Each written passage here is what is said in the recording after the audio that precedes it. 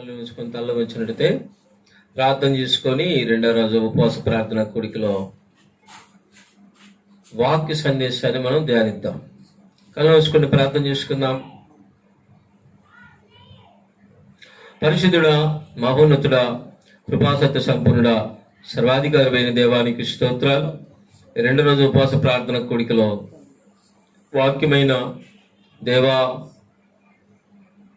బలహీనలు, మలుపులం, అయోగ్యులు, మట్టి మనుషులం నీ వాక్యం చేత దర్శించండి ప్రభువా. బలపరచండి అయ్యా, మాట్లాడండి అయ్యా.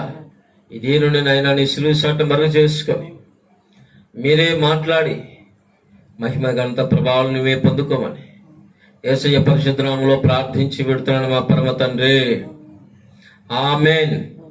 దేవునికి స్తోత్రం. హల్లెలూయా, హల్లెలూయా. క్రీస్తునందు ప్రియులరా, ఈ రెండో రోజు ఉపవాస ప్రార్థన కొడుకులకు వచ్చిన మీ అందరికీ ప్రభు పేరిట వందనాలు తెలియజేసుకుంటున్నాను. దేవునికి స్తోత్రం. హల్లెలూయా. చూడండి, బైబిల్ గ్రంథంలో నుంచి దేవుడు మనతో మాట్లాడే మాటలు ఆశ్చర్యకరంగా, ఆలోచనలు పుట్టించేవిగా, అద్భుతాలు జరిగించేవిగా ఉంటాయి. దేవునికి స్తోత్రం. ఎలా ఉంటాయంట? ఆశ్చర్యకరముగా, ఆలోచనలు, కొత్త ఆలోచనలు తెచ్చేవిగా, అదే కాకుండా అద్భుతాలు జరిగించేవిగా ఉంటాయి. దేవునికి స్తోత్రం. చెప్దాం హల్లెలూయా. అర్థమవుతుందండి?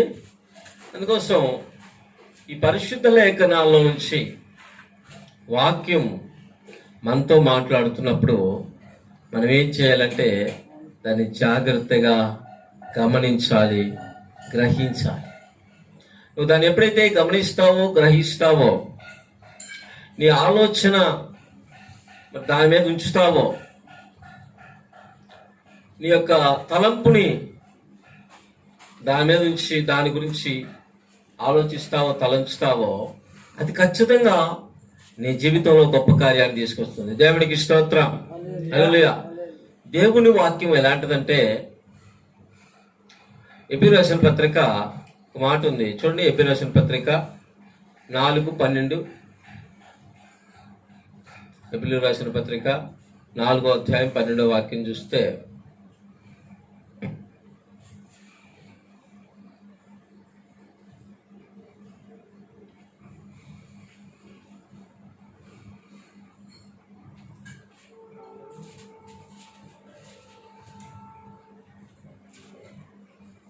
ఎందుకనగా దేవుని వాక్యం సజీవమై బలము గలదై.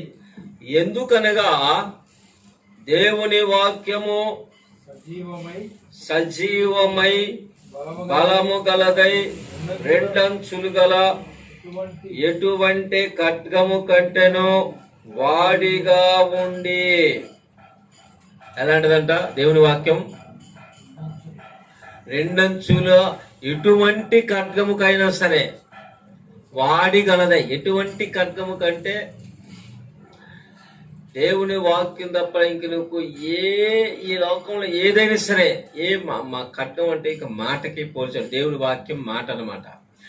దేవుని యొక్క మాట ఎలాంటిదంటే, ఈ లోకంలో ఏ మాటైనా నిన్ను ఏం చేస్తాయి?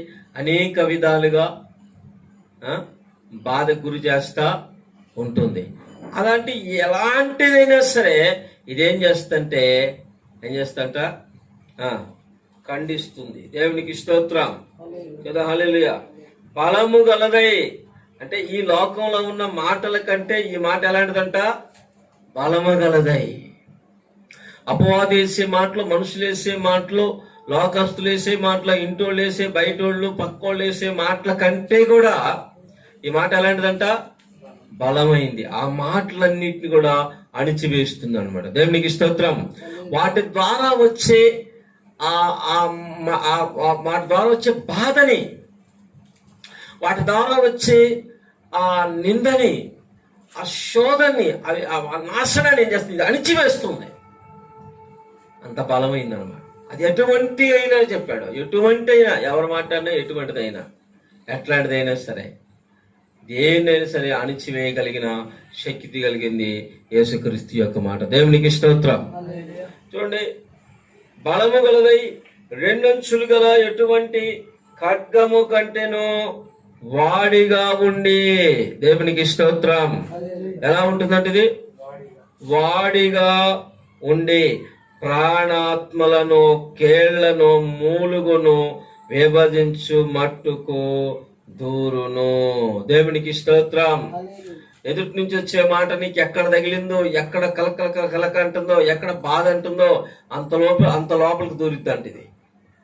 దూరి ఏం చేస్తుంటే దాన్ని విభజిస్తుంది, అంటే దాన్ని తీసేస్తుంది. దేవునికి స్తోత్రం. ఇక్కడ చూడండి, హృదయము యొక్క తలంపులను ఆలోచనలను శోధించుచున్నది. దేవునికి స్తోత్రం. హల్లెలూయా. వాక్యం ఎలాంటిదంట? బలమైనది. ఎలాంటిదంట చెప్పండి? ఎలాంటిదంట వాక్యము? బలమైనది. ఎంత బలమైంది? ఎటువంటి ఖడ్గము కంటేను. దేవుని మాట తప్ప నీకు ఏ మాట తగిలినా, ఏ మాట నిన్ను నొప్పిస్తున్నా, ఏ మాట నిన్ను బాధ పెడుతున్నా, ఏ మాట నిన్ను బాధ గురి చేస్తున్నా, దీన్ని కనుక పంపించావంటే దాని బలము నుంచి ఇదేం చేస్తుంటే తప్పిస్తుంది. దేవునికి స్తోత్రం. దాని యొక్క శక్తిని అణిచివేస్తుంది. దాని బలాన్ని ఇదేం చేస్తంట? అణిచివేస్తుంది. అంతేకాదు, కీళ్లు ప్రాణాత్మ మూలలోకి దూరుతుందంట. తర్వాత హృదయంలో ఉన్న తలంపులు ఏం చేస్తుందంటే ఇది శోధిస్తుంది. ఏమండి, మనకి ఎవరైనా ఒక మాట అంటే పెద్దాక అదే తలచుకుంటా ఉంటాం. ఏదన్నా జరగరాంది జరిగినా, అనుకోవడం అన్నా, చూడకుండా చూసినా హృదయంలోకి తలంపులు వస్తా ఉంటాయి, పిచ్చి తలంపులన్నీ. ఈ హృదయంలోకి నీ వాక్య ధ్యానం కనుక చేయగలిగితే, వాక్యాన్ని పంపించగలిగితే, దాన్ని ఏం చేస్తుందంటే శోధించి పట్టుకొని బయటికి తీసేస్తుంది అన్నమాట. అప్పుడు నీకు ఆదరణ వస్తుంది. ఈ వాక్యం ఏం చేస్తుందంట? ఆదరణ కలిగిస్తుంది, నెమ్మది కలిగిస్తుంది, సమాధానం కలిగిస్తుంది. నీ హృదయం గాయపడితే దానికి స్వస్థత కలుగజేస్తూ ఉంది. ప్రియులారా, అట్లాంటి వాక్యం నాకు చూడండి, ఎదరి నుంచి రావడమే కాదు, మనలో నుంచి కూడా మరి దేవునికి విరుద్ధమైనవి వస్తాయి.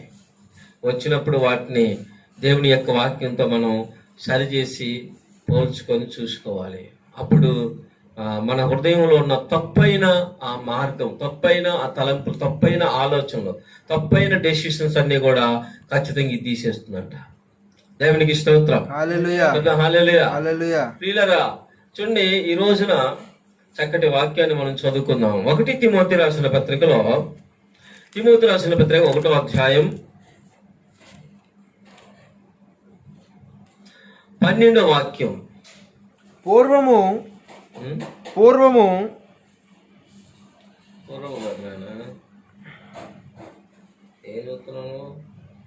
తిమోతి రాసిన మొదటి పత్రిక 1వ అధ్యాయము దేని గురించి?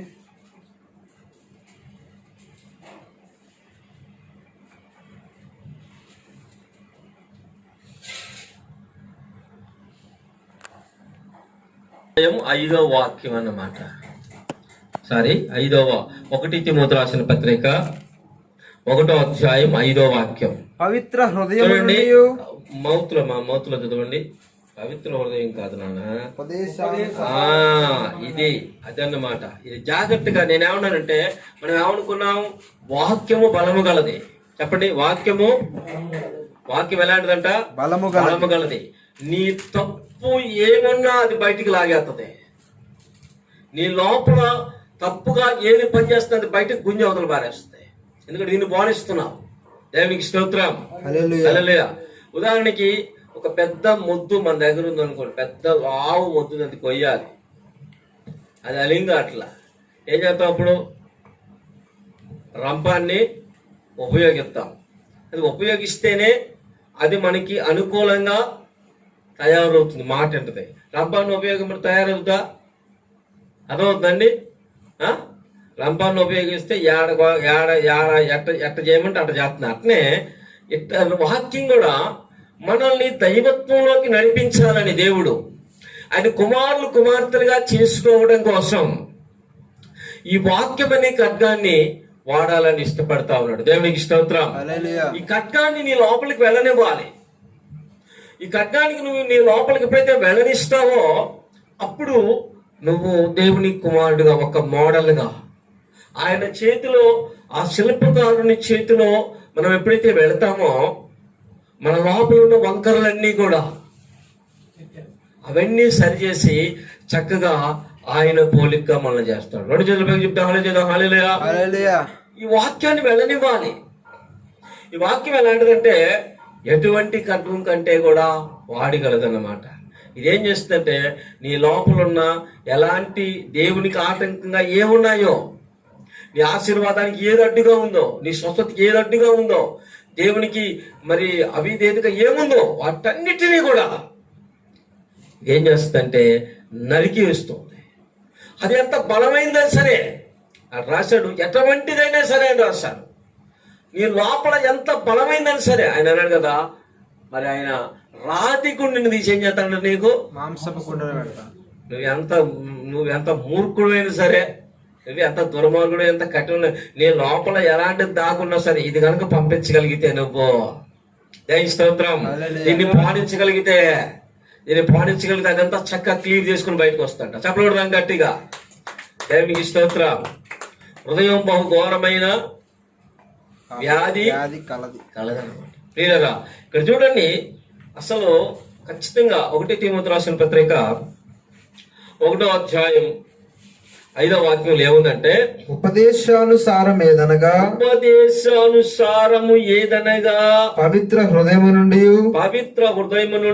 మంచి మనస్సాక్షి నుండి నిష్కపటమైన విశ్వాసము నుండి కలుగు ప్రేమయే. చెప్పడం గట్టిగా. దేవునికి స్తోత్రం. వాక్యం మనతో మాట్లాడుతుంది. ఏంటంట వాక్యం మనతో కూర్చోవాలి. మనతో ఏమని మాట్లాడుతుంది? నాకెళ్ళి చూడాలి అందరూ, దయచేసి వినండి. పతాక నాకెళ్ళి చూస్తూ ఉండండి. దయచేసి ఈ ఖడ్గాన్ని మీ లోపలికి పోనివ్వండి. ఈ ఖడ్గాన్ని మీ లోపలికి పోనితే ఎంత ఆశ్చర్యం, అద్భుతం. దేవునికి స్తోత్రం. హల్లెలూయా. ఉపదేశాన్ని గురించి చెప్తుంది. ఉపదేశం యొక్క సారం ఏంటి? ఉపదేశం అంటే ఏంటి? మనకు చెప్పేది. బైబిల్ మనకి ఏం చెప్తుంది? ఏంటంట అదే ఉపదేశం అంటే చెప్పడం. బైబిల్ మనకి ఏమి ఉపదేశిస్తుంది, ఏం చెప్తుంది, అసలు దాని సారం ఏంటి, దాని ఉద్దేశం ఏంటి, అది మాట్లాడేది ఏంటి? ఎప్పుడైనా మీరు గమనించారా? ఇనుకుంట వాడటం, చదువుకుంటూ వాడటం, ఆలోచించుకోవటం ఇదేనా? ఆగి ఆలోచించాలి. ధ్యానించువాడు ఎవరంట? ధన్యుడు. ఎవరంట? ధ్యానించేవాడు ధన్యుడు అన్నమాట. దేవునికి స్తోత్రం చెప్దాం. హల్లెలూయా. చెప్పలేదు హల్లెలూయా. అందుకోసం ఇక్కడ ఏముంటుందంటే, ఉపదేశానుసారము ఏమి అనగా, ఉపదేశం యొక్క సారం ఏంటంటే ఏం చెప్తుందంటే, చూడండి ఏం చెప్తుంది అక్కడ. ఏదంట?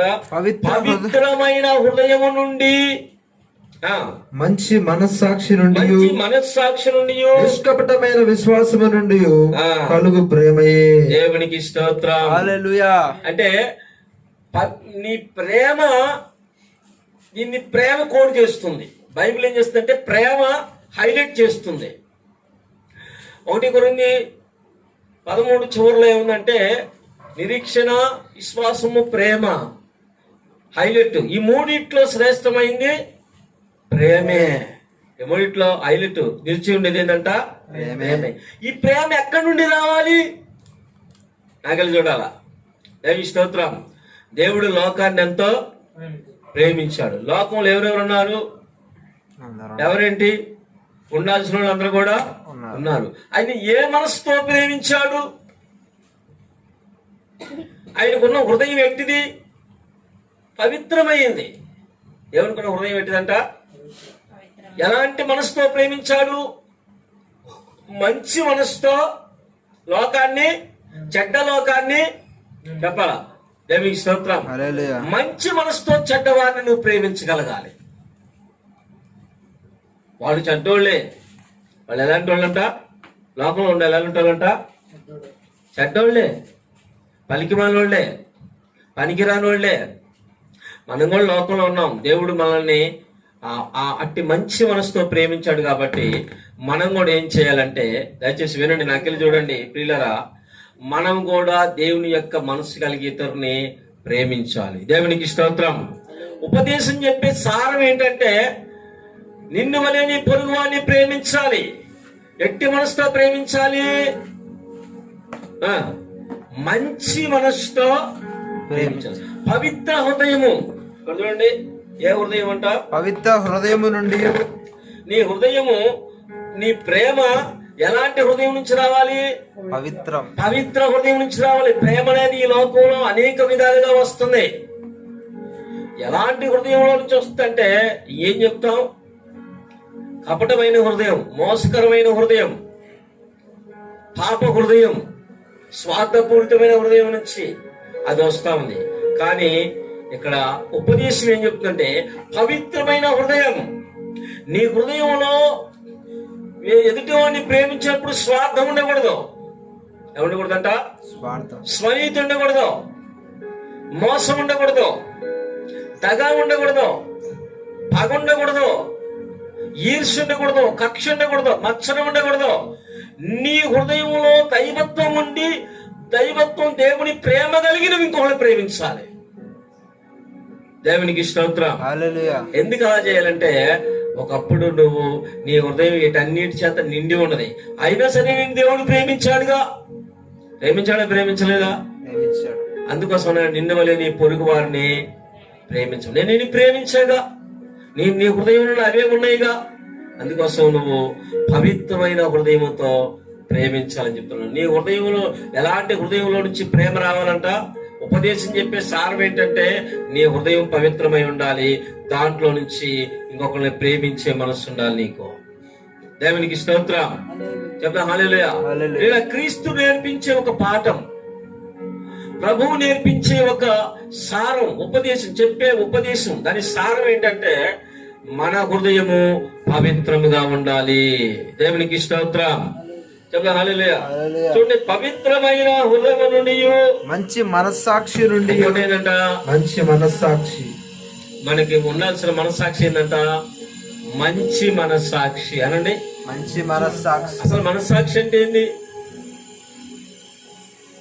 కొంతమందిలో మనస్సాక్షి చచ్చింది.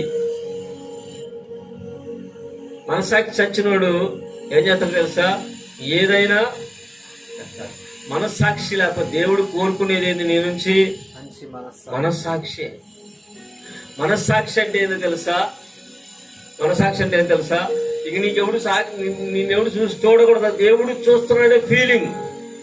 నిన్ను దేవుడు చూస్తున్నాడు. నీ మనస్సులో కదిలే ప్రతి కదలిక, ప్రతి ఆలోచన, ప్రతి తలంపు దేవుడు చూస్తున్నాడనే ఫీలింగ్ తో ఉండటమే మనస్సాక్షి. భయం కలిగి ఉండటమే, మన హృదయంలో భయం కలిగి ఉండటమే మంచి మనస్సాక్షి అన్నమాట. దేవునికి స్తోత్రం. హల్లెలూయా. మంచి మనస్సాక్షి అంటే ఏంటంటే, ప్రియులరా, నిన్ను కనిపెట్టి చూసేవాడు ఎవడు లేడు, కానీ ఒకటే గుర్తుంచుకోవాలి, మన హృదయంలో దేవుడు మనల్ని చూస్తున్నాడు అని మనము గుర్తుంచుకొని బ్రతకాలి. ఒకటి ఏంటంట? పవిత్ర హృదయం. ఎలాంటి హృదయం అంట? పవిత్ర హృదయం. రెండోది ఏంటంట? మంచి మనస్సాక్షి. మూడోది చూడండి, నిష్కపటమైన విశ్వాసం. ఇక్కడ చూడండి, ఇక్కడ విశ్వాసాన్ని తీసుకొస్తా ఉన్నాడు. అంత శ్రేష్టమైంది. ఎలాంటిదంట? విశ్వాసం. ఎలాంటి విశ్వాసం అంట? నిష్కపటమైన విశ్వాసం. కపటం అంటే ఏంటి? నిష్కపటం అంటే ఏంటి? కపటం అంటే లోపల ఇంకొకటి ఉంచుకొని నమ్మటం. లోపల ఒకటి ఉంచుకొని బయటికి మామూలుగా నమ్మడం. నిష్కపటం అంటే లోపల ఎలాంటి కల్మషం లేకుండా సంపూర్ణంగా నమ్మటం. ఈ విశ్వాసం మీద కొన్ని మాటలు చదువుకొని మనం దీన్ని ముగించుకుందాం. చూడండి, ఎబ్రాయీయుల పత్రిక 1 ఏం కోరుకుంటున్నాడు మన నుంచి చెప్పండి? పవిత్రమైన హృదయం. ఆ హృదయంలో నుంచి ప్రేమ పుట్టాలి, పవిత్రమైన హృదయంలో నుంచి. రెండోది మంచి మనస్సాక్షి, దేవుడు చూస్తున్నాడనే బ్రతుకు మనకు ఉండాలి. మూడోది విశ్వాసం. చూడండి, ఎబ్రాయీయుల పత్రిక 11వ అధ్యాయం. ఎబ్రాయీయుల పత్రిక 11వ అధ్యాయంలో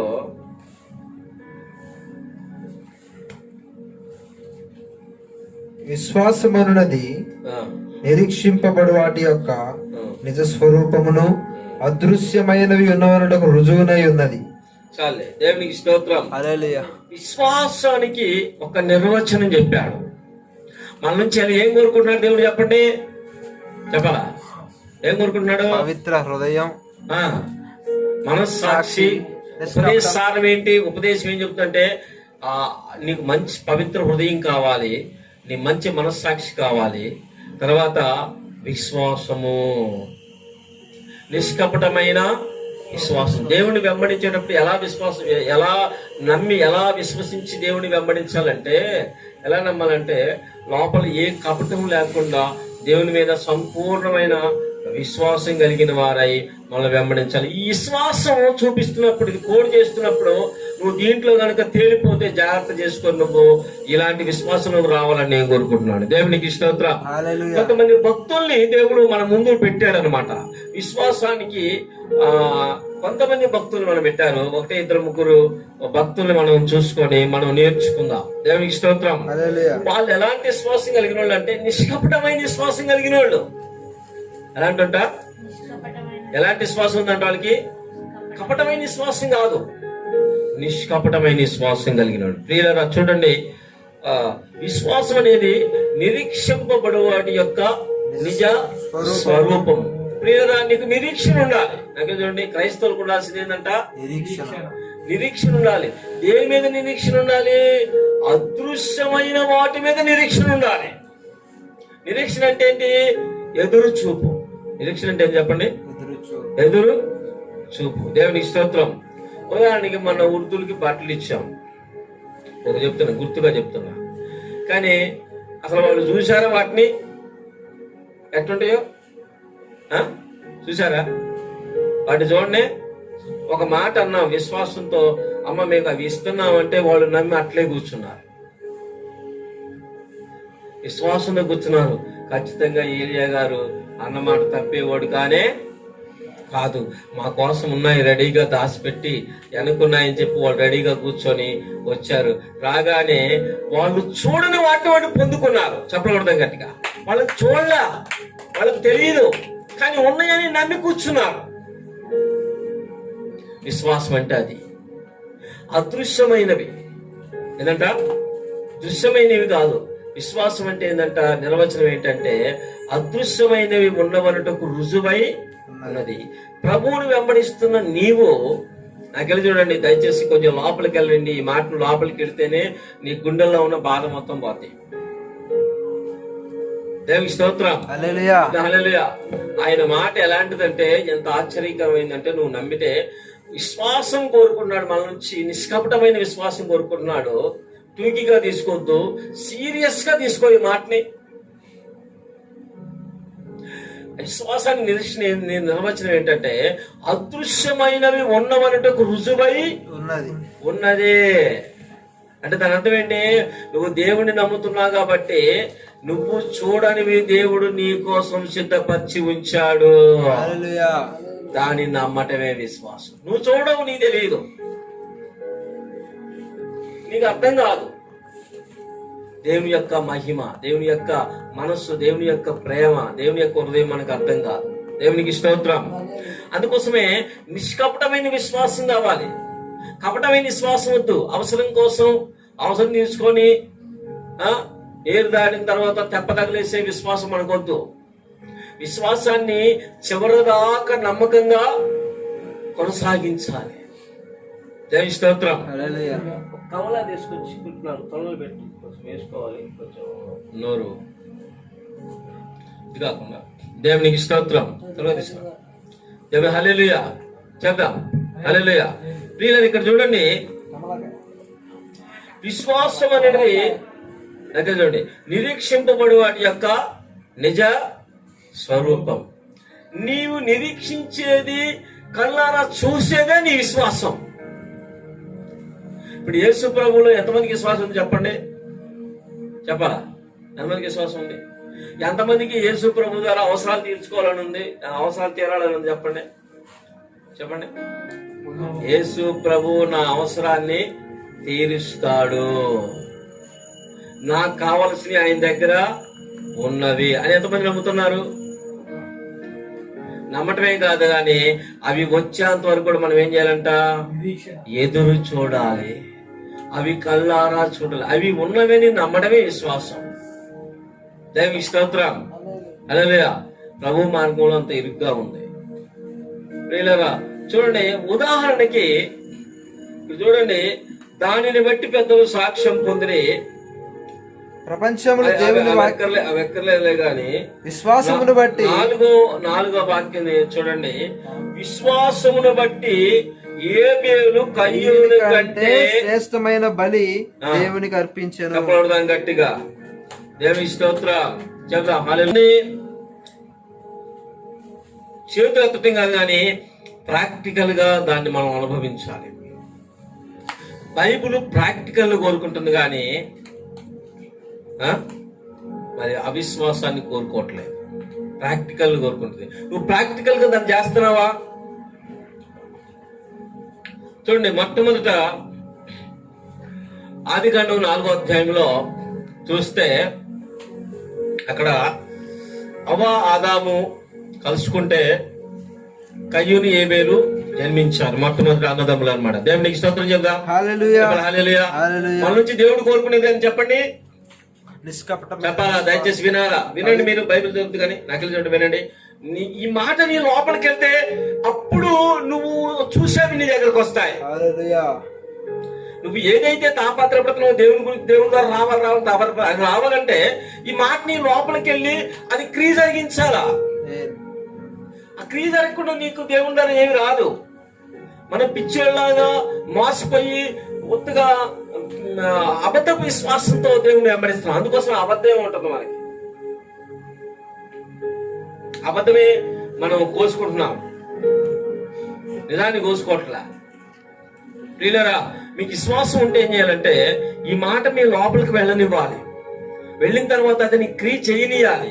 దాన్ని మీరు బంధించొద్దు, దాన్ని టఫ్ చేయొద్దు, దాన్ని ఆపొద్దు. దేవునికి స్తోత్రం. మన నుంచి దేవుడు కోరుకునేది అని చెప్పండి, పవిత్ర హృదయం. ఒకటి ఏంటంట? రెండోది నిష్కపటమైన మంచి మనస్సాక్షి. మూడోది ఏంటంటే నిష్కపటమైన విశ్వాసం. విశ్వాసంలో తేడా రాకూడదు. విశ్వాసంలో తేడా ఉంటే నీ ఆశీర్వాదం తేడా అయింది, నీ ఆరోగ్యం తేడా అయింది, ఏదైనా తేడాగానే కనపడుద్ది. దేవునికి నువ్వు తేడా చేస్తే దేవుడు నీకు ఇంకా తేడా చేస్తాడు. ప్రజలందరూ దేవునికి తేడా చేయబట్టి దేవుడు కూడా వాళ్ళకి తేడా చేస్తున్నాడు. అందుకోసం ఒత్తోళ్ళు పోయి వస్తున్నారు, ఒత్తగా పోయి వస్తున్నారు, కానీ వాళ్ళకి ఏమి దొరకట్లా. దేవునికి స్తోత్రం చెప్తాం. హల్లెలూయా. భక్తి పేరుతో ఉపదేశ సారాన్ని వాళ్ళు అనుభవించట్లేదు, ఉపదేశ సారాన్ని గ్రహించట్లేదు, ఆ ఉపదేశాన్ని అర్థం చేసుకోవట్లేదు. భక్తి పేరుతో పోయేస్తున్నారు అంతే. ఇక్కడ మొట్టమొదటి అవ్వ ఆదాము కలుసుకుంటే కయ్యూని ఏబేలు పుట్టాడు. మొట్టమొదటి అన్నదమ్ములు నగలు చూడండి, ఇటు దయచేసి తల్ల పైకి ఎత్తే. వాళ్ళు ఏం చేశారంటే దేవుని దగ్గర ఒక కానుక తీసుకొచ్చారు. ఏం చేశారంట? కానీ ఎలా తీసుకొచ్చారు అని చూస్తే ఏబేలేమో విశ్వాసంతో తీసుకొచ్చాడు, కయ్యూను తేడాగా తీసుకొచ్చాడు. కయ్యూను అవిశ్వాసంగా తీసుకొచ్చాడు, కపటమైన విశ్వాసంతో తీసుకొచ్చాడు. ఏబేలు నిష్కపటమైన విశ్వాసంతో దేవునికి బలిగా అర్పణని తీసుకొచ్చాడు. దేవునికి స్తోత్రం చెప్దాం. హల్లెలూయా. నాకెళ్ళి చూడండి, ఇప్పుడు మనకి ఆశీర్వాదం రావాలంటే మన బలి అర్పణని దేవుడు ఏం చేయాలా? అంగీకరించాలి. మనకు ఆశీర్వాదం రావాలంటే నాకెళ్ళి చూడండి, ఇప్పుడు మనకు ఆశీర్వాదం రావాలని వద్దా? విశ్వాసంతో యేసుప్రభు వెనక వెళ్తున్నారా వెళ్ళట్లేదా? ప్రభు శ్రీమంతుడు నమ్ముతున్నారు నమ్మట్లేదా? ఆయన సర్వాధికారి నమ్ముతున్నారు నమ్మట్లేదా? మాట్లాడాలి. నమ్ముతున్నా నమ్మట్లేదా? నమ్ముతున్నప్పుడు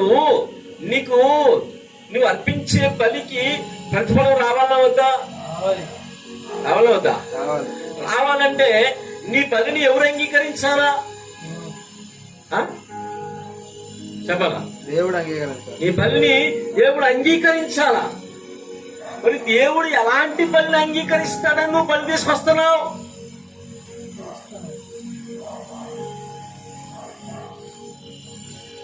ఏమండి, ఇలాంటి భక్తులు మీరు కొనసాగుతున్నారా? ఇలాంటి విశ్వాసంలో మీరు కొనసాగుతున్నారా?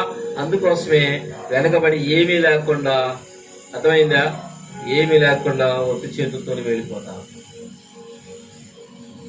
విశ్వాసంతో ఏబేలు బలి తీసుకొచ్చాడు దేవునికి. దేవి స్తోత్రం. ఉపదేశ సారం ఏం చెప్తుందంటే, నీ విశ్వాసం ఎలాంటిదై ఉండాలో, నిష్కపటమైనదై. నువ్వు దేవునికి బలి అర్పణ తెచ్చేటప్పుడు నీ ఎలాంటి విశ్వాసంతో తేవాలో తెలుసా? కయ్యుల్లాగా తేకూడదు, అవిశ్వాసలాగా కపటమైన విశ్వాసంతో మరి నీ ఇష్టానుసారంగా బలి తీసుకొస్తే అది అంగీకరించబడదు. దేవునికి స్తోత్రం. చేద్దాం హల్లెలూయా, చెప్పాలి హల్లెలూయా.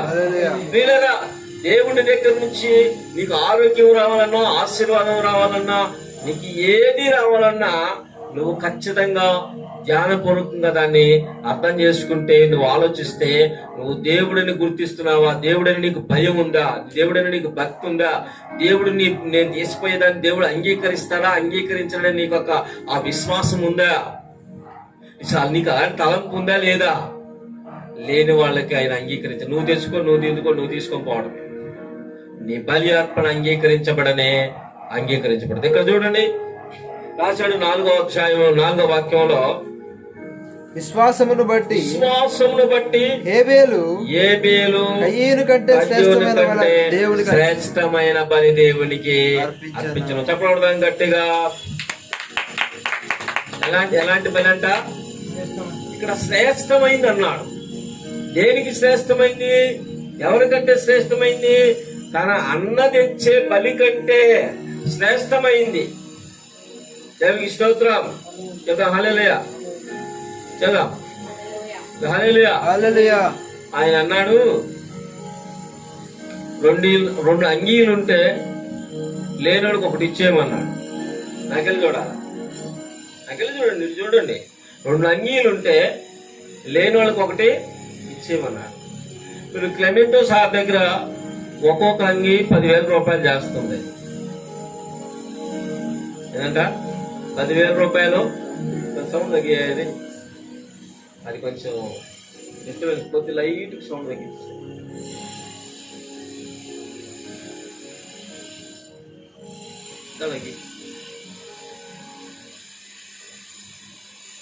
కొద్ది పెట్టి ఉండాలా. దేవునికి స్తోత్రం. చెప్తాం హల్లెలూయా. ఎక్కడ చూడండి, ఇప్పుడు అంగీలు ఎంత విలువైనయా కాదా? ఎన్నున్నాయి? దేవుని వాక్యం విశ్వాసం పొరిలిపోతుంది నీ దగ్గర. కానీ మనం వస్తే స్వార్థం ఎందుకని? కానీ ఆ రోజు చదువుకున్న దేవుడి వాక్యం చదువుతుంటే 2 అంగీలు ఉన్న వాళ్ళని ఒకరికి ఇచ్చేయండి, లేని వాళ్ళకని వచ్చింది. దేవుడి వాక్యం నేను దర్శిస్తుంది. ఏం చేస్తాంటే దేవుని వాక్యము నిన్ను దర్శిస్తుంది. దర్శించినప్పుడు నువ్వేం చేయాలా? నిష్కపటమైన విశ్వాసం కలిగి నువ్వు దేవుని వెంబడిస్తున్నావు కాబట్టి నువ్వేం చేయాలా? 10,000 రూపాయలు చేసి అంగి కళ్ళ ముందు కనపడుతుంది, నువ్వేం చేయాలా? ఎలాంటి విశ్వాసంతో? దేవుడు ఆయన అన్నాడు కదా, ఈ పేదవాళ్ళకి చేస్తే నాకు చేసినట్టే ఉంది అని రాస్తుంది.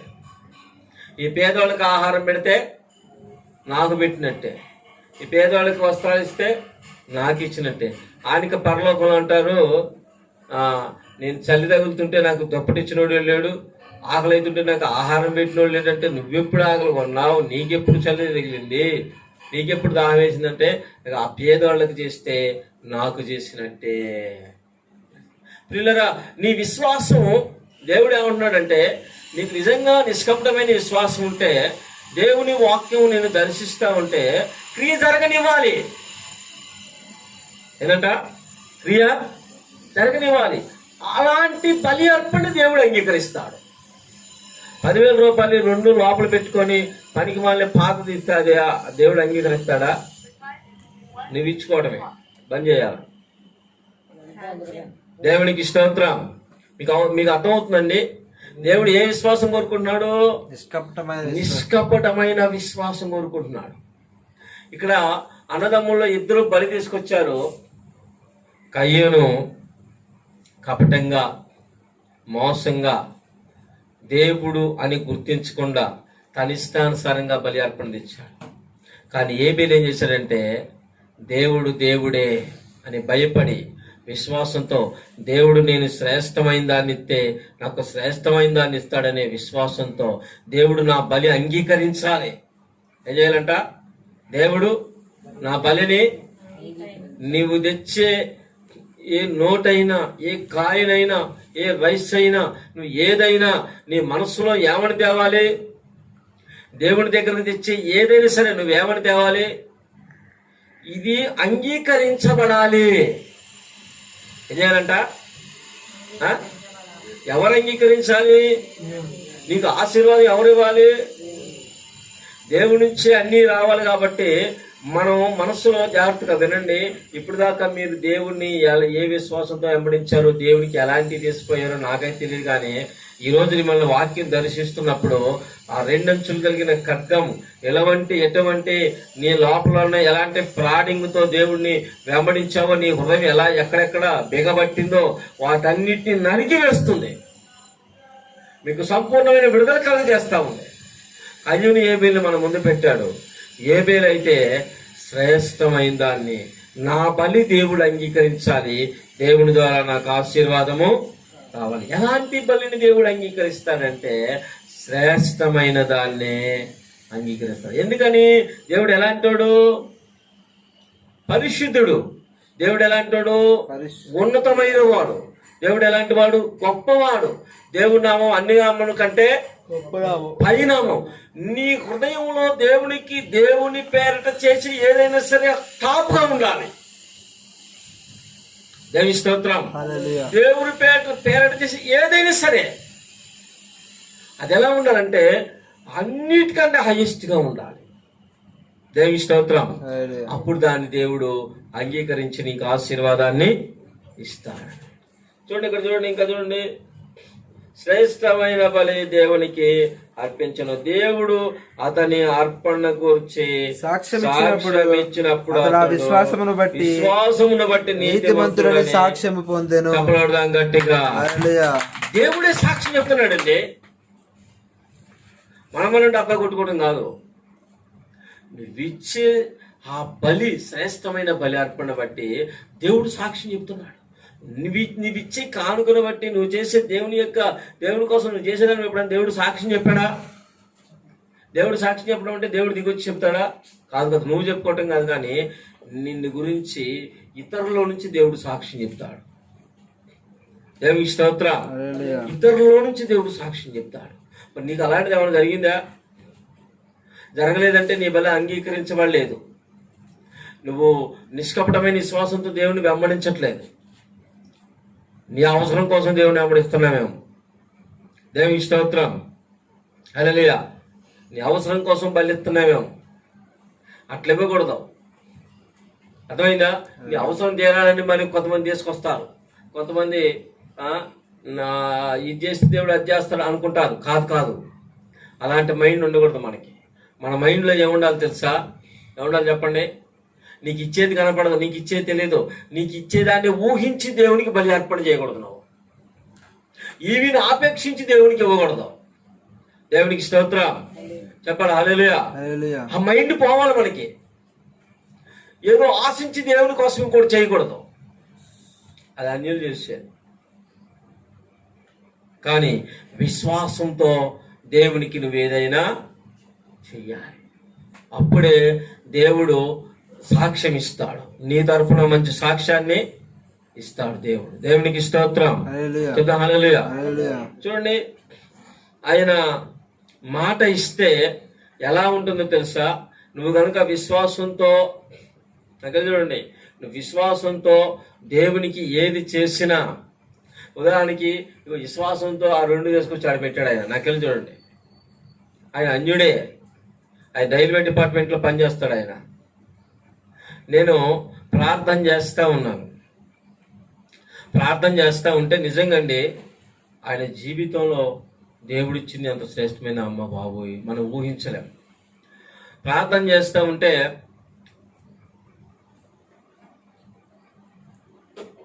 వాళ్ళ ఇంట్లో సమస్యలు ఉన్నాయి. అయితే నాకెళ్ళి జాగ్రత్తగా వినండి. ఇది కార్యం చేస్తుంది మీ జీవితం, కార్యం చెయ్యాలా. ఈ సాక్ష్యం చూడండి, సాక్ష్యం ఇస్తాడని చెప్పి ఇదే సాక్ష్యం ఒకటి చెప్తున్నాడు చూడండి. ఆయన విశ్వాసాన్ని నా ద్వారా సాక్ష్యం చెబుతున్నాడు మీకు. ఆయన విశ్వాసాన్ని దేవుడు చెప్పకుండా నాలో నుంచి దేవుడు చెప్పిస్తున్నాడు. దేవుని స్తోత్రం. చెప్తా హల్లెలూయా. ఇక్కడ రాసింది ఏంటంట, నీతిమంతుడని సాక్ష్యము పొందెను. ఎవరి ద్వారా? దేవుని ద్వారా. దగ్గర చూడండి, నేను ప్రార్థన చేస్తూ ఉంటే, ఆయన పేరు శ్రీనివాసరావు, రైల్వే డిపార్ట్మెంట్లో పనిచేస్తాడు ఆయన. వాళ్ళ ఇంటి దగ్గరగా ఉన్న కృపక్క నాకు పరిచయం అయితే, వాళ్ళ ఇంట్లో ఉన్న సమస్యలు అంతెంత కాదు. పాపం కొడుక్కి కళ్ళు సరిగా లేవు, బిడ్డకి చిన్నప్పటి నుండే బలహీనత, పెరాలసిస్ బలహీనత, మూర్ఛ బలహీనత ఉంది. ఆయనకి 2 కాళ్ళు కట్ అయిపోయాయి. నాకెళ్ళి చూడాలి, ఆవలించకూడదు. యేసురక్తం చెప్పు. ఇది చూడండి, ఈ క్రియ చేస్తుంది, ఈ క్రియ చేయాలా, ఇది నీ క్రియ చేయాలి, ఇది నీ లోపలికి వెళ్ళాలి. అది పనిచేసిన ఆశీర్వాదం నువ్వు కూడా పొందుకోవాలి. ఆవిడ తల్లి ఒక్కటే కొంచెం బాగా ఉంది. ఆ ఇల్లంతా రైల్వే ఉద్యోగాలు తండ్రికి కొడుకున్నాయి, కానీ విషాదంతోనే వాళ్ళ కుటుంబాలు నడిపించబడతా ఉన్నాయి. ప్రియులరా, వాళ్ళకొక స్థలం ఉంది లడక బజార్లో, అది పెంట దెబ్బ మారిపోయింది. ఎన్నో సంవత్సరాల తరబడి కొన్నారు, ఎప్పుడో కొన్నారు. దాన్ని పట్టించుకోవట్లేదు అసలు. వాళ్ళు క్వార్టర్స్లో ఉంటున్నారు, ఇక్కడ రైల్వే క్వార్టర్స్లో ఉంటున్నారు. విశ్వాసాన్ని గురించి సాక్ష్యం చెప్తున్నాడు దేవుడు. చూడండి అటు చెప్తున్నాడు. ఆయన శ్రేష్టమైన దాన్ని ఇచ్చాడు కాబట్టి, నీతిమంతుడు కాబట్టి, దాన్ని సాక్ష్య రూపంలో మీకు చెప్తున్నాను. ప్రియులరా, ఆ ఇంటికి వెళ్ళి ప్రార్థన చేసినప్పుడు వాళ్ళ ఇంట్లో ఉన్న ఆ డిస్టర్బెన్స్ అంతా కూడా దేవుడు బయటికి వెల్లడి చేశాడు. దేవునికి స్తోత్రం. హల్లెలూయా. 1, 2 రెండోసారి వెళ్ళాను, ప్రార్థన చేస్తా ఉన్నాను. నేనైతే ఇక్కడ ప్రార్థన చేసుకున్నా, ప్రభువా మరి నాకు మీటింగ్స్ పెట్టాలి, సౌండ్ సిస్టమ్ లేదు నాయన, ప్రభువా మరి నీకు వందనాలు స్తోత్రం. నేనైతే ప్రార్థన చేసుకుంటాను, నేనైతే ఎవరిని అడగలేదు, ఏమీ చేయలేదు. చూడండి, అక్కడికి వెళ్ళిన తర్వాత ప్రార్థన చేస్తే వాళ్ళకి విడుదల వచ్చింది. ఏమొచ్చిందంట? విడుదల. ఏ విడుదల వచ్చింది అంటే, వాళ్ళ అబ్బాయికి రైల్వే ఉద్యోగం మదర్లో, అసలు ఇద్దరికి రాదంట, ఒకసారిని లక్షలు పెట్టినా రాదంట. ప్రార్థన చేస్తే వాళ్ళ అబ్బాయికి కూడా మదర్లోనే రైల్వే ఉద్యోగం వచ్చింది. దేవునికి స్తోత్రం. వాళ్ళ అమ్మాయికి మూర్స్ నుంచి ఆ విడుదల వచ్చేసింది. తర్వాత ఆ డాక్టర్ తెలియక 2 కాళ్ళు కట్ అయిపోతే వాడు ఎగుడు రాడ్లు వేసిండు. ఏమేసిండట? ఒకటి చిన్నది, ఒకటి పెద్ద వేసాడు రాడ్లు. అప్పుడు కాళ్ళు నడవడం వలన ఒక కాలు ఇన్ఫెక్షన్ వచ్చింది. అది ఆయనకు అర్థం కావట్లే. ప్రభుని వెంబడిస్తూ ఉన్నాడు, పాపం తెలియట్లా, క్లారిఫికేషన్గా చెప్పట్లేదు. ప్రార్థన చేసినప్పుడు వెంటనే, దయచేసి నీ రాడ్లు ఎగుడు దిగుడుగా ఉన్నాయి, నువ్వు వెంటనే డాక్టర్కు చూపించుకోవాలని చెప్పారు. దేవునికి స్తోత్రం. చెప్తాం హల్లెలూయా. ప్రియులారా, దేవుని మాటకు లోబడి చూస్తే ఖచ్చితంగా ఎగుడు దిగుడు. అందుకోసమే ఆయన కాలసరి మొత్తం తీసేయాల్సి వచ్చింది శ్రీనివాసరావు. ఆ రోజున ప్రార్థన చేస్తూ ఉంటే నా విషయాలన్నీ అడిగితే నేను అన్నాను, మరి నేనేమన్నానంటే, మా కోసం కూడా మీరు ప్రార్థన చేయండి, మాకు సౌండ్ సిస్టమ్ కావాలనుకుంటున్నామండి, ప్రార్థన చేయండి మీరు కూడా నా కోసం అన్న. అంతే. ఆయన ఏమన్నాడు తెలుసా? ప్రార్థన చేయటం కాదండి ముఖ్యం, మరి సౌండ్ సిస్టమ్ ఎంత అవుతుంది, బాక్సులు ఎంత అవుతుందన్న. ఎంత అవుతుందండి? 16,000 రూపాయలు అవుతాయి అని చెప్పాను. ప్రార్థన చేయటం కాదులే కానీ యేసుక్రీస్తు నామంలో రేపు పొద్దున్నే 16,000 తీసుకెళ్లి బాక్సులు తెచ్చుకోండి అని చెప్పాను. క్రియారూపంలో ఏంటంట? మాటల రూపం వద్దులేండి, నేను క్రియారూపంలో నేను చేస్తాను, ఈ మాటలు అక్కర్లేదులే, మాటలు ప్రార్థన మీరు చేస్తున్నారు కదా నేను చేస్తాను, క్రియారూపంలో రేపు పొద్దునే రండి, నేను డబ్బులు ఇచ్చి తెచ్చుకుని వెంటనే ప్రార్థన చేసి వెళ్ళాం. వెంటనే 16,000 రూపాయలు ఆయన ఇచ్చాడు. దేవునికి స్తోత్రం. ఆ 16,000 రూపాయలు పెట్టి బాక్సులు తీసుకొచ్చి కొన్ని 100 మీటింగ్లు పెట్టాం. నీతిమంతుడు ఆడిన మాట తప్పలే. ఆ బలి అర్పణ ఆ దేవునికి అంగీకారం అయ్యి ఏం చేశాడు తెలుసా? దేవుడు ఆయన ఏం గోరల ఉత్తగానే ఇచ్చాడు. ఆయన నాకు అది చెయ్యి ఇది చెయ్యి అని వల్ల దేవుని ప్రేమించి నిష్కపటమైన విశ్వాసంతో దాన్ని ఇస్తే పెంట కుప్పలుగా పడి ఉన్న ఇళ్ల స్థలంలో బిల్డింగ్ కట్టుకున్నారు. చెప్పలు కూడా దాని గట్టిగా. కుళ్ళిపోయి తీసేయాల్సిన కాలుకి ఉత్తగానే అప్పటికే 15 లక్షల రూపాయలు రైల్వే వాళ్ళు ఖర్చు పెట్టి ఇంకా పెట్టాది కాదంట. అయినప్పటికీ ఉత్తగానే 4 లక్షల రూపాయలు ఖర్చు పెట్టి మళ్ళీ కాళ్ళు సరి చేశారు. పెళ్లి కాదులు అయిపోయారు కానీ వాళ్ళ పెళ్లి అయింది.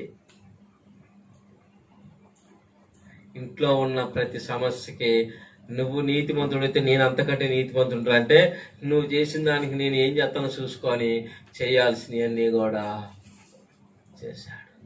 అది విశ్వాసం. అది ఆయన అర్పణ అంగీకరించబడింది. దేవునికి స్తోత్రం. శ్రీనివాసరావు గారి బలి అర్పణ ఏం చేయిందంట? దేవుడు అంగీకరించాడు. ఎలాంటిది ఇచ్చాడు? శ్రేష్టమైంది ఇచ్చాడు. లేదా దేవుడు అన్యాయస్తుడు కాదు, దేవుడేమో దరిద్రుడు కాదు, ధనవంతుడు అయ్యండి అన్నీ మన కోసమే రెడీగా పెట్టించాడు కావాలంటే. కానీ మన అర్పణ తేడా వస్తుంది, మన విశ్వాసం తేడా వస్తుంది. మనం దేవుని దగ్గరికి తీసుకొచ్చే ఆ ప్రతి ఒక్క ఇవి ఏదో ఆశించి ఊహించి అవి తీసుకొస్తున్నాం. కానీ నిష్కపటమైన విశ్వాసంతో ఈయన దేవుడు, ఈయన సజీవుడు, పరిశుద్ధుడు, ఈయన శ్రేష్టమైన వాడు, ఈయనకి ఏది చేసినా నేను శ్రేష్టంగానే చేయాలి అనే మనసుతో మనం తీసుకురావట్లేదు. దేవునికి స్తోత్రం. చూడండి, ఏబేలు తన అన్న కంటే కూడా దేవుని యందు భయభక్తులు కలిగి దేవుడని గుర్తించి ఆయన కయ్యూని కంటే ఏబేలు శ్రేష్టమైన బలి అర్పణ తీసుకొచ్చాడు. దేవుడే సాక్ష్యం ఇచ్చాడు.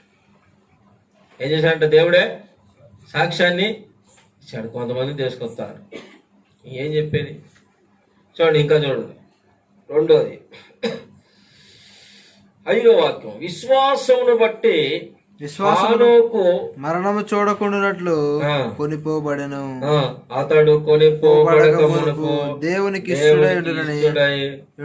సాక్ష్యము పొందెను.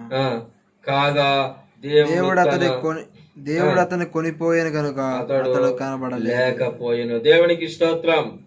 ఒకటి చూడండి, బలి అర్పణలో నకిలి చూడాలి. బలి అర్పణలో దయచేసి వినండి. మనకి దేవుడు మన నుంచి కోరుకునేది ఏం చెప్పండి? పవిత్ర హృదయము, తర్వాత మంచి మనస్సాక్షి, ఇంకోటి నిష్కపటమైన విశ్వాసం.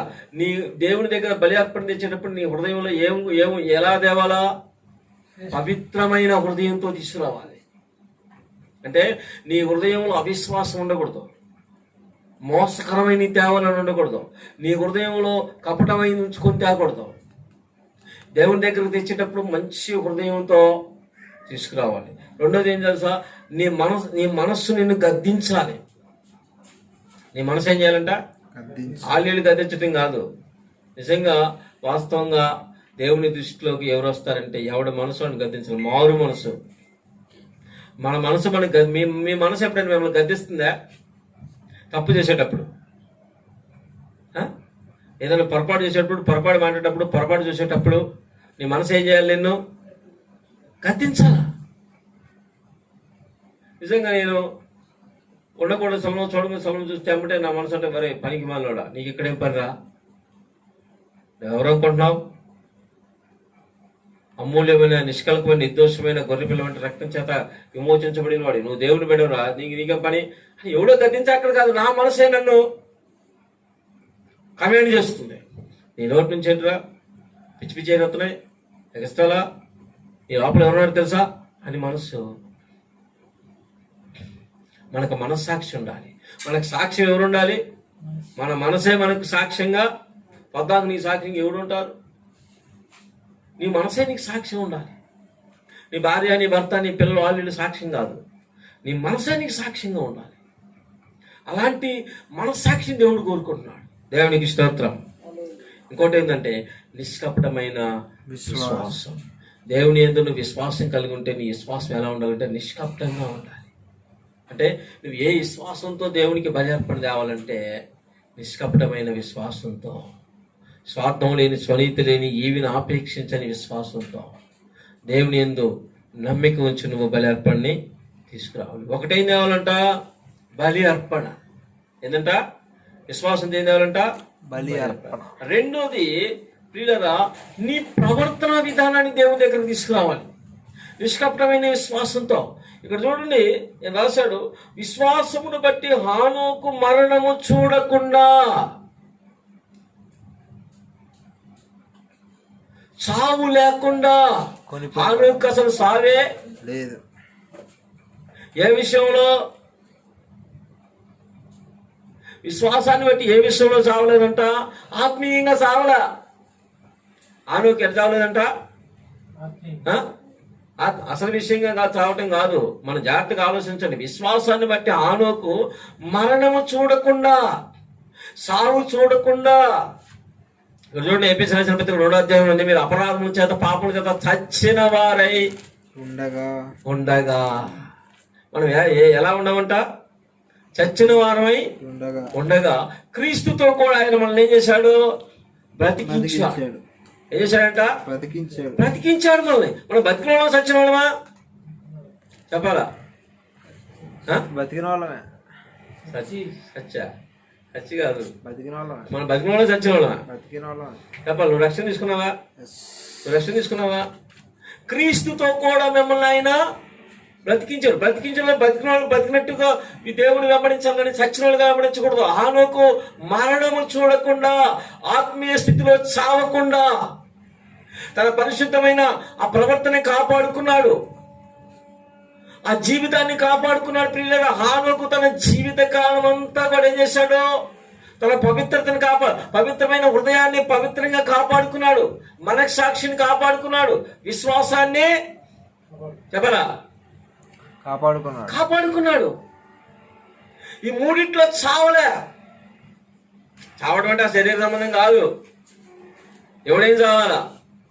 ఇక్కడ జాగ్రత్తగా ఉండండి. విశ్వాసాన్ని బట్టి, దేవుని మీద ఉన్న నమ్మకాన్ని బట్టి తన హృదయంలో పవిత్రతను కాపాడుకున్నాడు, తన మనస్సాక్షిని కాపాడుకున్నాడు.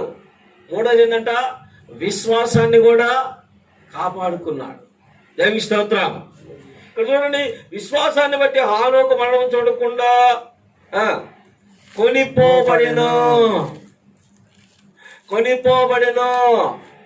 లేకపోయేను. అంటే దాని అర్థం ఏంటి తెలుసా? దేవుడు దర్శించిన టైం నుంచి ఈ భూమిని విడిచిపెట్టే టైం దాకా అని అర్థం. ఎక్కడున్నాడంట? దేవుడు దర్శించిన సమయం దగ్గర నుంచి ఈ భూమిని విడిచిపెట్టే సమయం దాకా ఆయన పవిత్రమైన హృదయాన్ని కాపాడుకున్నాడు. దేవునికి స్తోత్రం. మన సాక్షిని కాపాడుకున్నాడు, విశ్వాసాన్ని కూడా కాపాడుకున్నాడు. మనమైతే భారతదేశాల హృదయంలో 33 కుప్పలు తెప్పలుగా పనికిమాలి అన్నీ పుడుతూనే ఉంటాయి. ఇక అసలు మనకు మనసాక్షి ఉందో లేదో చూసుకోవాలి. మనసాక్షి అంటే ఎవడు చూడొచ్చారులే, మనసులో స్థిరత్వం లేకపోవటం, నిలకడ లేకపోవటం, పిచ్చాపాటిగా బ్రతకటం, ఇష్టానుసారంగా మాట్లాడటం, ఇష్టానుసారంగా తిరగటం, మన ఇష్టం నెరవేర్చుకోవటం, దేవుడు చూస్తున్నాడనే ఒక భయం భక్తి లేకపోవటం, మనసు సాక్ష్యం చెబుతుంది గద్దిస్తుందనే ఆ విషయం కూడా లేకపోవటం, అద్దు మీరి మాట్లాడటం. కానీ హానోకు ఈ విషయాలన్నిట్లో చాలా అప్రమత్తంగా ఉన్నాడని బైబిల్ చెప్తా ఉంది. దేవునికి స్తోత్రం. హల్లెలూయా. ప్రియులారా, నకిలి చూడండి, పవిత్రమైన తన హృదయంలోకి అశుద్ధమైంది ఏది రానిలా హానోకు. రాలేదంట, అశుద్ధమైంది ఏది రానివలా. తన మనస్సాక్షి గద్దిస్తుంది, మనస్సాక్షి ఎప్పటికప్పుడు చెప్తుంది. అతనికి మాట్లాడుతున్నప్పుడు అతనితో మాట్లాడుతున్నప్పుడు తప్పు చేయడానికి బరి తెగించలా, హద్దు మీరలా. నాకు ఒక మనసు ఉంది, ఆ మనసు ఆమె సాక్ష్యం చెప్తుంది, దేవుడికి నేను లెక్క చెప్పాలనే ఒక దేవుడు ఉన్నాడనే విశ్వాసంతో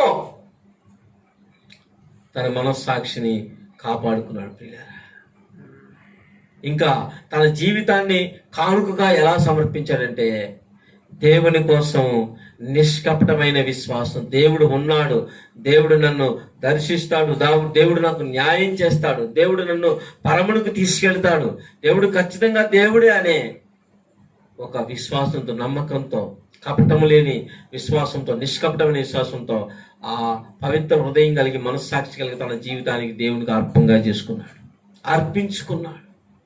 దేవునికి స్తోత్రం. హల్లెలూయా. చూడండి, అన్న అనే ఆవిడ 7 సంవత్సరాలు దేవుని పెనిమిటితో కాపురం చేసింది. తర్వాత పవిత్ర హృదయం కలిగి నిష్కపటమైన మనస్సాక్షి, మంచి మనస్సాక్షి కలిగి నిష్కపటమైన విశ్వాసం కలిగి 84 సంవత్సరాలు దేవుని కోసం కనిపెట్టుకుంది. ఎంత ఆశ్చర్యం!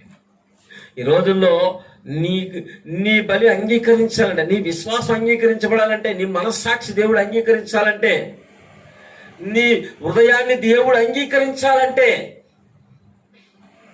నువ్వు ఎట్టి హృదయం కలిగి జీవిస్తున్నావు, ఎట్టి మనస్సాక్షి కలిగి జీవిస్తున్నావు, ఎట్టి హృదయం కలిగి నువ్వు దేవుని వెంబడిస్తున్నావు నువ్వు గుర్తించాలి. దేవునికి స్తోత్రం. హల్లెలూయా. హానోకు అయితే చూడండి, హానోకు ఏం చేశాడంట? చెప్పండి, ఏం చేశాడంట? విశ్వాసమును బట్టి మరణము చూడకుండా కొనిపోబడెను. ఏమండి, హృదయంలో చచ్చిపోలా, మనస్సాక్షిలో చచ్చిపోలా, విశ్వాసంలో చచ్చిపోవాలా, దాన్ని కాపాడుకున్నాడు. దేవునికి స్తోత్రం. హల్లెలూయా. ఈ వాక్యం మనందరినీ దర్శించాలా. దర్శించినప్పుడే దేవుడి దగ్గర నుంచి నీకు ఆశీర్వాదం వస్తుంది, దేవుడి దగ్గర నుంచి నీకు సాక్ష్యం వస్తుంది. దేవుడి దగ్గర నాకు ఏం జరగలేదు, ఏం జరుగుతుంది? ఇటు వాక్యానికి నువ్వు తేలిపోయినప్పుడు నీకేం జరుగుతుందండి? దేవుడు తొంగి చూసినప్పుడు నీ హృదయం ఎలా ఉండాలి, నీ మనస్సాక్షి ఎలా ఉండాలి, నీ విశ్వాసం ఎలా ఉండాలి? ఒకటి చూడండి, కయ్యూని కంటే ఏబేలు ఏంటంట? శ్రేష్టమైన బలి అర్పణని తీసుకొచ్చాడు. పవిత్రమైన హృదయంతో, మంచి మనస్సాక్షితో, తన మనస్సాక్షి గద్దించింది. అరే దేవుడు, నువ్వు చేసిపోయేది ఎవరికి తెలుసా? దేవుడికి రాని నీ మనస్సాక్షి గద్దించాలా.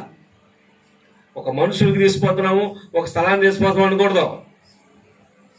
నువ్వు దేవుని కోసం చేసేది, నీ చేసేటప్పుడు నీ మనస్సాక్షిని గద్దించాలా. నీ విశ్వాసము నిష్కపటమైందిగా ఉండాలి. దేవునికి మన యొక్క జీవిత విధానం, ప్రవర్తన విధానం, దేవునితో కలిసి సహవాసం చేస్తున్నప్పుడు, దేవునితో కలిసి మనం జీవిస్తున్నాం. తెలుసా మీకు? అవ్వ ఆదాము దేవునికి దూరం అయిపోయారు. మొదటి అవ్వ ఆదాము, మొదటి ఆదాము ద్వారా మానవ జాతి దేవునికి దూరమై పోయింది, సహవాసం పోయింది. కానీ ఇప్పుడు తెలుసా మీకు, ఇప్పుడు మనం దేవుని సహవాసానికి వచ్చాం. దేవుని స్తోత్రం. ఇక భయం ఉండాలా. నువ్వు దేవునితో కలిసి నడుస్తున్నావు అనే భయం నీకు ఉండాలా. దేవునితో కలిసి జీవిస్తున్నావు అనే భయం నీకు ఉండాలి. దేవుని గురించి మాట్లాడుతున్నావని, నువ్వు దేవుని బిడ్డమని, దేవుని రక్తం చేత కొనబడ్డమని, కడగబడమని ఒక భయం కలిగి మనం చివరి దినాల్లో ఆనూకులాగా జీవించాలి. ప్రియులారా, ఎప్పుడైతే మనం ఈ విధంగా దేవుని యొక్క సన్నిధిలో మనం కొనసాగిపోతామో ఖచ్చితంగా దేవుడు మనల్ని దీవిస్తాడు. అదృశ్యమైనవి నీకు వస్తాయి. ఒడిజల్ పైకి చూపిద్దాం. నీ విశ్వాసానికి ప్రతిఫలం వస్తుంది. ఆయన దృష్టికి నీ హృదయం ఎలా కనపడాలా? ఉపదేశానికి సారం ఏందంట? నీకు చెప్పే ఉపదేశం ఏంది చెప్పండి? నీకు చేసే ఉపదేశం ఏంది? నీ హృదయం పవిత్రంగా ఉండాలా. ఆలీలు పవిత్రంగా ఉంచుకోవడం, బొచ్చలు పవిత్రంగా ఉంచుకోవటం, గుడ్డలు పవిత్రంగా ఉంచుకోవటం, అది ఇల్లు పవిత్రంగా ఉంచుకోవడం, ఉంచుకో. అది నీకు సంబంధించింది. మరి దేవునికి సంబంధించింది నీ హృదయం. నీ హృదయం ఎలా ఉండాలంటే పవిత్రముగా, పరిశుద్ధముగా ఉండాలి. రెండోది మంచి మనస్సాక్షి. నీ మనసు నిన్ను గద్దించాలా. నువ్వు దేవుని బిడ్డవని, దేవునితో సహవాసం చేస్తున్నావని, నువ్వు ప్రత్యేకించబడిన వాడివని, ప్రత్యేకించబడిన దానివని నీ హృదయం నిన్ను గద్దించాలి. అట్టి బతుకు మనం బ్రతకాలా. దేవుని స్తోత్రం. హల్లెలూయా. మూడోది ఏం చేయాలంటే నిష్కపటమైన విశ్వాసంతో దేవుణ్ణి వెంబడించాలి. ఈ నిష్కపటమైన విశ్వాసం కలిగి కయ్యూని కంటే ఏబేలు శ్రేష్టమైన బలి అర్పణ. దేవుని దగ్గరికి నువ్వు నీ హస్తాలతో, నీ చేతులతో తీసుకొచ్చేది ఎలా ఉండాలంటే, ఎలా ఉండాలా? విశ్వాసంతో శ్రేష్టమైందిగా ఉండాలి. ఎందుకంటే నీ బలి అర్పణ ఆయన అంగీకరించాలా, తిరిగి నీకు ఆశీర్వాదం రావాలి. ఆయన అంగీకరిస్తేనే ఏదైనా తిరిగి మళ్ళీ ఆయన దగ్గర నుంచి నీకు వస్తుంది. నువ్వు అంగీకరించబడకపోతే పొరపాటు రాదు. పాత నిబంధనలో ప్రియులారా మరి కోడెల ఎడ్ల మేకల యొక్క రక్తం దేవుడు అంగీకరించాడు, కానీ కొత్త నిబంధనకు వచ్చిన తర్వాత అది కొట్టివేయబడింది. దేవుని స్తోత్రం. నిష్కల్కమైన నిర్దోషమైన గొర్రెపిల్ల వంటి యేసు రక్తం కిందకి వస్తేనే నువ్వు దేవునికి అంగీకరించబడతావు. దేవునికి స్తోత్రం. నువ్వు రక్తం కిందకి రావాలి. నువ్వు తెచ్చేది అంగీకారంగా ఉండాలి. నీ బలి అర్పణ నువ్వే గాని నీ అర్పణే గాని అది ఎలా ఉండాలా? అంగీకారముగా ఉండాలి. అప్పుడే ఆయన దగ్గర నుంచి నీకు సమాధానం వస్తుంది. ఇవన్నీ ఏమీ లేకుండా ఏమీ చేయకుండా ప్రభువా నన్ను కాపాడు, నాకు అది ఇదంటే అదంతా మోసం, అబద్ధం. అది నువ్వు చేసుకుంటున్న భక్తి. కానీ దేవుడు నీ నుంచి కోరుకునే భక్తి ఏంటంటే పవిత్రమైన హృదయము, మంచి మనస్సాక్షి, నిష్కపటమైన విశ్వాసం. బలి అర్పణ శ్రేష్టమైంది, దేవుడు అంగీకరించేదిగా తీసుకురావాలి. నీవు దేవునికి అంగీకారంగా బ్రతకాలి, అనుకులాగా. ప్రార్థన చేసుకుందాం. వీటి మాటలు దేవుడు దీవించి మన జీవితం ఆశీర్వాదకరంగా ఫలింపు దయచేయను గాక. ఆమేన్. ప్రార్థన చేసుకుందాం. కళ్ళు మూసుకోండి. అవును ప్రభువా, క్షమించును నాయన. ఇంతకాలం నేను టూకి భక్తి చేశాను, మోసపూరితమైన భక్తి చేశాను, నువ్వు చూడట్లేదు అని భక్తి చేశాను అయ్యా. పవిత్రమైన హృదయంలో పవిత్రత లేకుండా నా మనస్సాక్షి గద్దిస్తున్నా, నా ఇష్టానుసారంగా నేను జీవిస్తూ మోసపూరితమైన అవిశ్వాసం కలిగి నేను వెంబడించాను, క్షమించండి ప్రభా. ప్రార్థన చేసుకుందాం. సునీత ప్రార్థన చేస్తుంది, కొందెత్తి ప్రార్థన చేస్తుంది.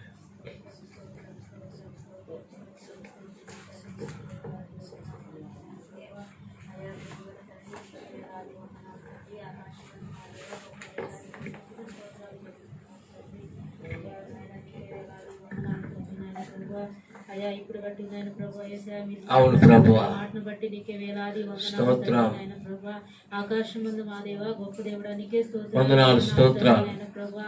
అయ్యా అయ్యా ఇప్పుడు దాకా మేము అలా లేకుండా మేము ఉన్నమేమో దయతో మమ్మల్ని బంధించండి ప్రభువా. నీకే స్తోత్రాలు తండ్రి నాయన ప్రభువా. విశ్వాసం కలిగే మనసును మాకు అనుగ్రహించండి. నీకే వందనాలు నాయన ప్రభువా. ప్రభువా యేసయ్యా మిమ్మల్ని ఇప్పుడు దాకా మేము చేసి ఉన్నమేమో దయతో మమ్మల్ని బంధించండి ప్రభువా యేసయ్యా తండ్రి. అయ్యా నీకే వేలాది వందనాలు తండ్రి. నీకు ఉండటానికి మాకు సహాయం దయచేయండి ప్రభువా యేసయ్యా. నీకే వందనాలు తండ్రి.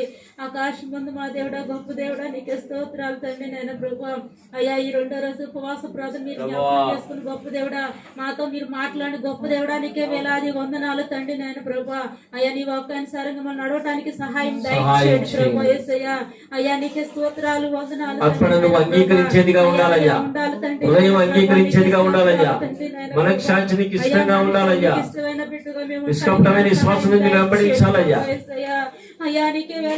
ఏబేలు లాంటి విశ్వాసం కావాలా, కయ్యూరు లాంటి విశ్వాసం వద్దు ప్రభువా. ఉండటానికి మాకు సహాయం దయచేయండి ప్రభా యేసయ్యా. అయ్యా అయ్యా అయ్యా తండ్రి మాకు సహాయం దయచేసిన గొప్ప దేవుడానికే వందనాలు తండ్రి నాయన ప్రభా. అలాగా మేము నాయన ప్రభా నీ కృపలో నాయన ప్రభా యేసయ్యా నడవటానికి సహాయం దయచేయండి ప్రభా. అయ్యా స్పష్టంగా మీరు మాట్లాడారయ్యా, ప్రతి మాటను బట్టి నీకే స్తోత్రాలు తండ్రి నాయన ప్రభా. మా అందరితో మీరు మాట్లాడేందుకు నీకే వేలాది వందనాలు తండ్రి నాయన ప్రభా. అయ్యా నీకే స్తోత్రాలు వందనాలు చెల్లించుకుంటూ నేను ఉపవాస ప్రార్థన ద్వారా తండ్రి ప్రభా ఎలాగా మీరు మాట్లాడారా ప్రభా యేసయ్యా అలాగా మేము ఉండటానికి సహాయం దయచేయండి ప్రభా యేసయ్యా. నీకే స్తుతులు నీకే మహిమ తండ్రి ప్రభా యేసయ్యా. పరిశుద్ధాత్మ దేవ మా మధ్యలో మీరున్న దేవా నీకే స్తోత్రాలు తండ్రి నాయన ప్రభా. అయ్యా నీ దాసుడితో నాయన ప్రభా మీరు నిలబెట్టుకుని తండ్రి స్వస్థంగా మీరు మాట్లాడినందుకే స్తోత్రాలు తండ్రి నాయన ప్రభా. రేపుడు కాల సమయంలో తండ్రి ప్రభా యేసయ్యా ఇంకా మీరు మాట్లాడినందుకే స్తోత్రాలు తండ్రి నాయన ప్రభా. పరిశుద్ధాత్మ దేవా నీకే స్తుతులు స్తోత్రాలు చెల్లించుకుంటూ అయ్యా మా ప్రార్థన ఆలకించడం మమ్మల్ని ఆలకించి బలపరిచి సహాయం దయచేయమని నజరేయుడైన యేసు నామములో చిన్ని ప్రార్థన అడిగి వేడుకుంటున్నాను నా తండ్రి. ఆమేన్. స్తోత్రం స్తోత్రం స్తోత్రం స్తోత్రం.